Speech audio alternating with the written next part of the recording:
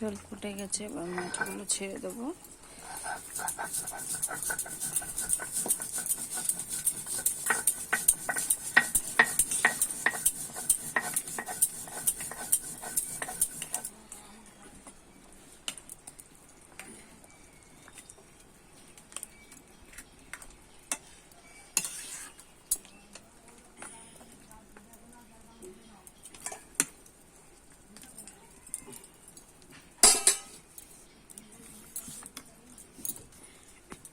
এখন আমি মোচা ভাপ দিতে বসিয়ে দিয়েছি।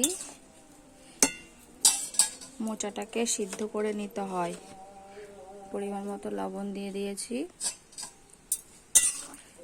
সিদ্ধ না করলে কষটা বেরিয়ে যায়, তাহলে ভালো হয়। আমার মোচাটা সিদ্ধ হয়ে গেছে, এবার আমি ওকে নামিয়ে ফেলবো। মশলাটা ভেজে নিতে হবে, তোমাদের দেখাবো। দেখো মোচাটা নামিয়ে ফেলেছি, সিদ্ধ হয়ে গেছে। এখন আমি আলুটা ছেড়ে দিলাম। আলুটা ভেজে নিতে হবে। আমার আলুটা ভাজা হয়ে গেছে। এবার আমি মোচাটাকেও ভেজে নেব, আলুর সঙ্গে মোচাটাও ভেজে নেব। মোচাটাও ভেজে নিতে হয়, ভাজলে আর ওই কষটা কেটে যায়।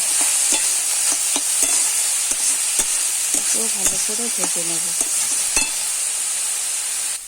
এই যে আমার ভাজা হয়ে গেছে, এবার আমি নামিয়ে দেবো।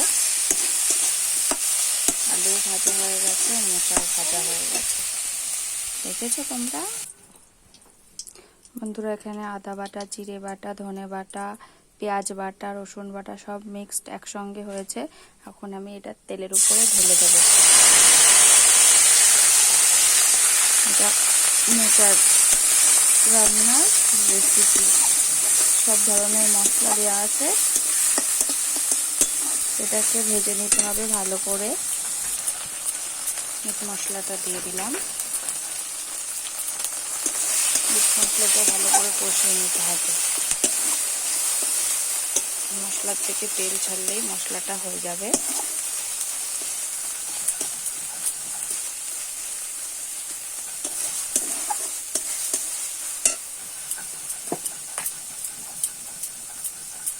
পরিমাণ মতো লবণ দিয়ে দিলাম।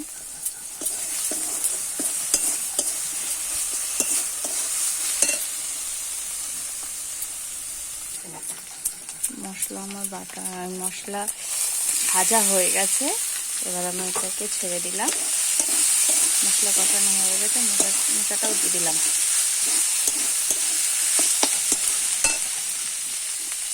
এবার ভাজা মাছের মাথাটা দিয়ে দিলাম। মাছের মাথাটা দিয়ে কোনটা হেভি টেস্ট হয়। কেউ কেউ নিরামিষও খায়।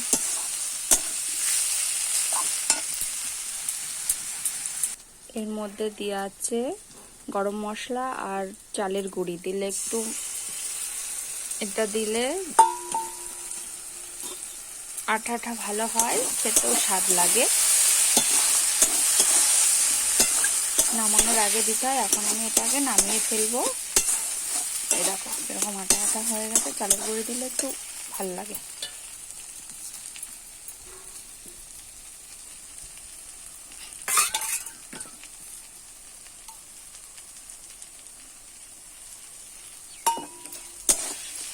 দেখেছো তোমরা যে আটা রান্না হয়ে গেল। তোমরা কে কে খেতে ভালোবাসো সবাই কমেন্টে জানিও। মোচা খেতে কে কে ভালোবাসো তোমরা সবাই কমেন্টে জানিও, খুব ভালো লাগবে।